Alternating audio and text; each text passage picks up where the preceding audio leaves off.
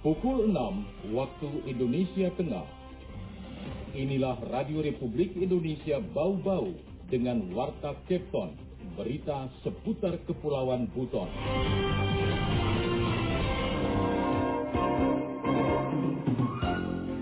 Baik dalam hal pencegahan maupun mitigasi demi meminimalisir resiko apabila terjadi bencana.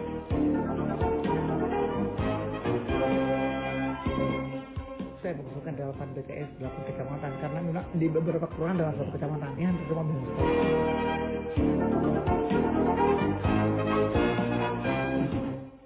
Selamat pagi dari Bukit Waluyo Indah, kami sampaikan pokok-pokok berita. Pemerintah Provinsi Sulawesi Tenggara akan melakukan penataan ulang sistem dasar penanggulangan bencana di seluruh kabupaten kota. Dinas Komunikasi dan Informatika Kota Bau-Bau mengusulkan pembangunan menara BTS di 8 titik blank spot. Inilah Warta Kepton selengkapnya Selasa 29 Maret 2022 bersama saya Wode Sabaria.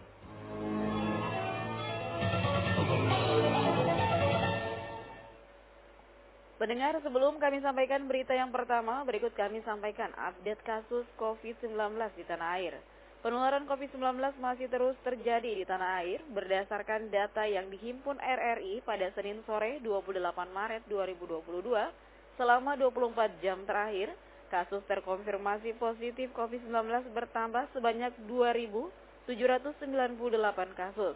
Dari penambahan kasus tersebut, secara otomatis akumulasi kasus COVID-19 di tanah air sejak ditemukan pada awal Maret 2020 hingga saat ini menjadi 6.1.751 kasus. Adapun jumlah kasus sembuh bertambah 10.301 orang, sehingga total pasien sembuh menjadi 5.724.963 orang. Sedangkan angka kematian akibat COVID-19 bertambah 104 jiwa, sehingga total meninggal menjadi 154.774 jiwa. Radio Tangga Bencana COVID-19.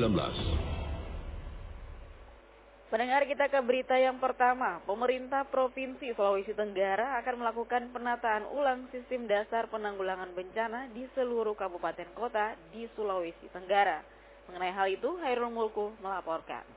Penanggulangan bencana, baik dalam hal pencegahan maupun mitigasi demi meminimalisir resiko apabila terjadi bencana. Sebagai daerah yang masuk dalam kawasan rawan bencana, pemerintah Provinsi Sulawesi Tenggara akan melakukan penataan ulang sistem dasar penanggulangan bencana di seluruh kabupaten kota se-Sultra. Hal itu ditegaskan Gubernur Sultra Ali Mazi saat membuka rakor bersama para kepala daerah dan Badan Penanggulangan Bencana Daerah BPBD 17 kabupaten kota di Kota Bau-Bau Senin siang. Ali Mazi menyebutkan langkah ini penting dilakukan sesuai dengan arahan Presiden Joko Widodo bahwa budaya kerja harus siaga, antisipatif, responsif, dan adaptif. Orientasi pada pencegahan harus mengutamakan infrastruktur untuk mengurangi risiko bencana harus terus ditingkatkan dan dilakukan bersama-sama pemerintah dan masyarakat. BNPB dan BPBD harus aktif mengajak seluruh aparat pemerintah pusat dan daerah agar pembangunan harus berorientasi pada tangguh bencana dan bangun sistem perencanaan yang berkelanjutan terutama di daerah-daerah rawan bencana.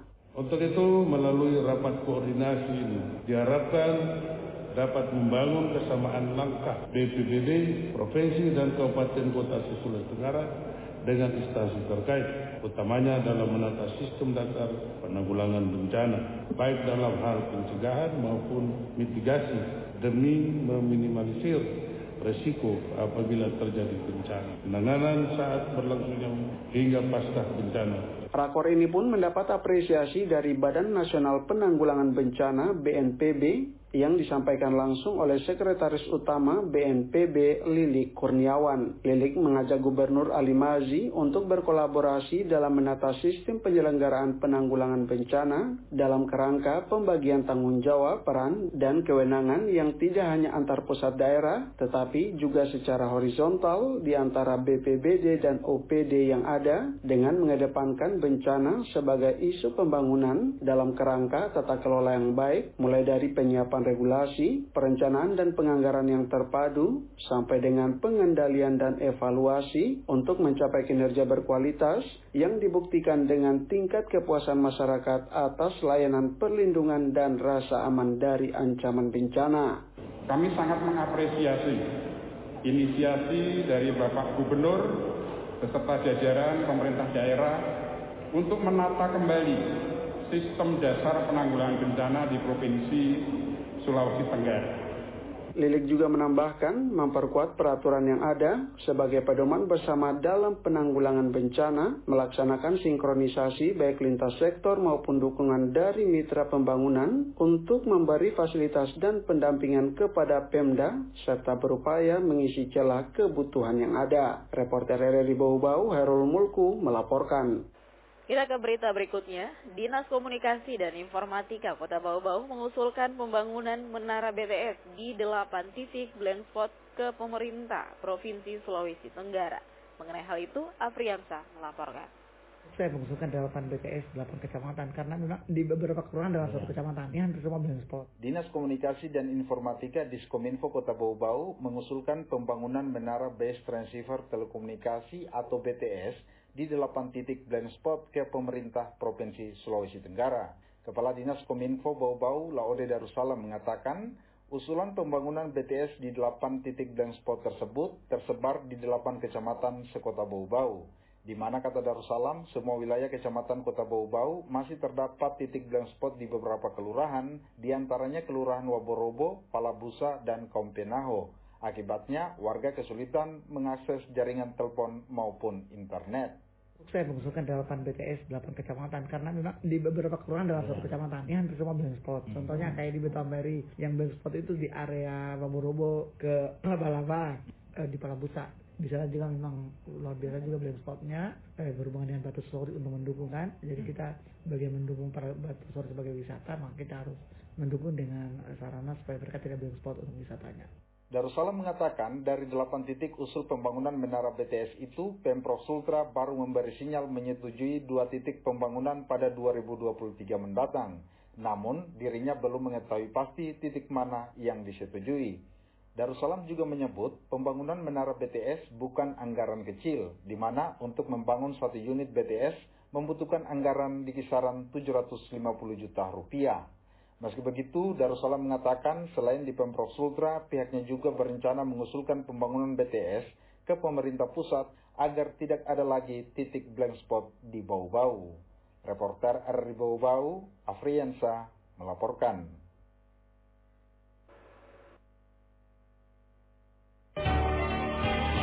Anda sedang mendengarkan Warta Kepton, berita seputar Kepulauan Buton.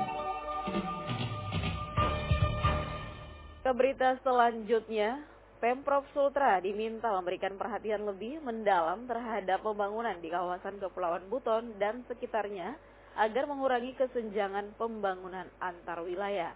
Mengenai hal itu, kembali Hairul Mulku melaporkan. Terhadap pembangunan di kawasan Kepulauan Buton dan sekitarnya untuk menjamin pemerataan dan mengurangi kesenjangan pembangunan antar wilayah di Sulawesi Tenggara. Pelaksana tugas Wali Kota Bau-Bau Laode Ahmad Monianse berharap pemerintah Provinsi Sulawesi Tenggara dapat memberikan perhatian lebih mendalam terhadap pembangunan di kawasan Kepulauan Buton dan sekitarnya untuk menjamin pemerataan dan mengurangi kesenjangan pembangunan antar wilayah di Sultra. Hal ini disampaikan Laode Ahmad Monianse saat membuka rakor teknis perencanaan pembangunan Provinsi Sultra tahun 2022 yang dipusatkan di Kota Bau-Bau Senin 28 Maret 2022. Monianse mengatakan tahun ini Kota Bau-Bau mengajukan usulan di 27 OPD, termasuk beberapa usulan strategis seperti pembangunan kawasan Benteng Keraton Wolio dan pembangunan sarana dan prasarana yang melaksanakan fungsi layanan regional di Kepulauan Buton, diantaranya pembangunan kawasan Pasar Wameo, pembangunan layanan kesehatan dan pendidikan, penguatan konektivitas antar wilayah melalui pembangunan terminal dan perbaikan jalan, pembangunan BTS di 8 zona blank spot perbatasan antar wilayah, pengadaan tanah di jembatan Buton Muna, dan beberapa usulan strategis lainnya yang diharapkan dapat dikaji dengan lebih seksama. Kami menitip harapan kepada pemerintah Provinsi Sulawesi Tenggara, utamanya Bapeda, OPD, dan Tim Des yang hadir pada kesempatan ini sebagai eksekutor langsung dari perumusan program kegiatan prioritas Provinsi Sulawesi Tenggara agar memberikan perhatian lebih terhadap pembangunan di kawasan Kepulauan Buton dan sekitarnya untuk menjamin pemerataan dan mengurangi kesenjangan pembangunan antar wilayah di Sulawesi Tenggara. Moniansyah menambahkan RKPD Provinsi Sultra tahun 2023 seperti halnya RKPD Kota Bau-Bau memiliki makna yang sangat penting karena merupakan penjabaran tahun kelima atau tahun terakhir dari periode RPJMD 2018-2023. Besar harapan kami dapat bersinergi menghasilkan yang terbaik di akhir periode masa jabatan dalam mewujudkan Sulawesi Tenggara yang aman, maju, sejahtera, dan bermartabat, simultan dengan terwujudnya Kota Bau-Bau maju, sejahtera, dan berbudaya di tahun 2023. Karenanya kami membutuhkan dukungan Bapak Ibu sekalian dalam upaya bersama-sama membangun wilayah Provinsi Sulawesi Tenggara yang kita cintai. Sebagai tuan rumah pendamping Pemprov Sultra sebagai penyelenggara Rakortek Bangprov 2022, Moniansyah mengaku berbesar hati menjadi bagian aktif untuk mewujudkan terbangunnya sinkronisasi dan harmonisasi rencana program dan kegiatan antar pemerintah provinsi dan pemerintah kabupaten kota yang akan tertuang dalam Rencana Kerja Pembangunan Daerah RKPD Daerah dan Sultra tahun 2023. Reporter RRI Bau-Bau Herul Mulku melaporkan. Kita ke berita yang terakhir. Karena terancam tak mendapatkan PAD pada 2022 ini, Dinas Perikanan Kota Bau-Bau berupaya mencari sumber pendapatan baru untuk sektor perikanan. Mengenai hal itu, kembali Afriansah melaporkan.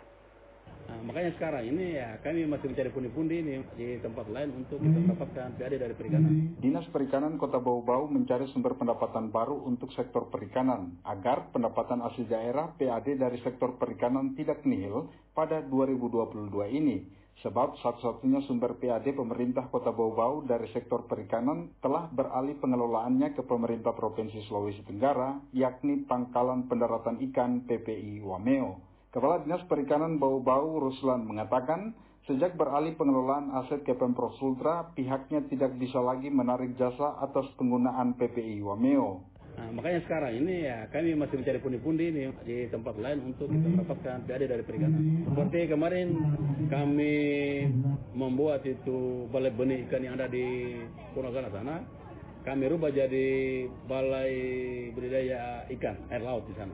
Nah, dengan nanti itu kita sementara perbalinya supaya di sana bisa kita memungut nanti itu. Artinya bisa mendapatkan PAD seperti itu.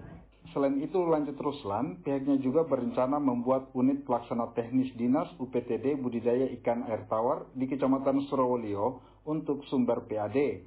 Menurutnya, upaya mencari sumber pendapatan baru itu harus dilakukan karena jika tidak, maka PAD Pemkot Bau-Bau dari sektor perikanan bisa nihil pada 2022 ini.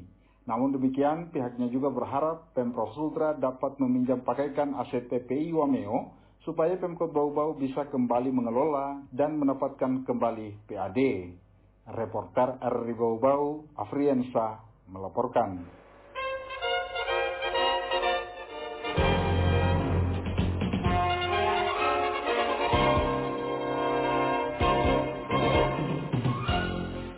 Saudara, sebelum kami akhiri, kembali kami sampaikan pokok-pokok berita. Pemerintah Provinsi Sulawesi Tenggara akan melakukan penataan ulang sistem dasar penanggulangan bencana di seluruh kabupaten kota. Dinas Komunikasi dan Informatika Kota Bau-Bau mengusulkan pembangunan menara BTS di 8 titik blank spot. Demikian Warta Kepton hari ini, mewakili kerabat kerja saya ucapkan selamat pagi.